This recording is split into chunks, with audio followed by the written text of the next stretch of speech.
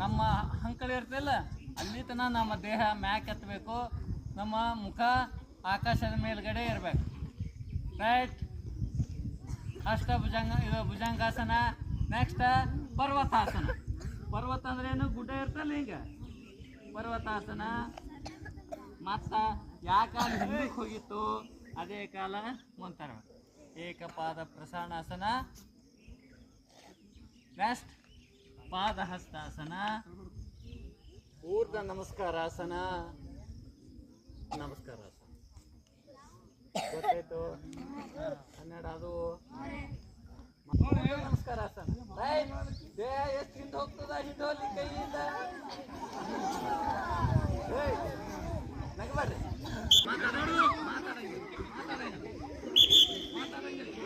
ದ್ವಿಪಾದ ಪ್ರಸರಣಾಸನ. Next ಅಷ್ಟಭುಜಂಗಾಸನ. ಅಷ್ಟಭುಜಂಗಾಸನ.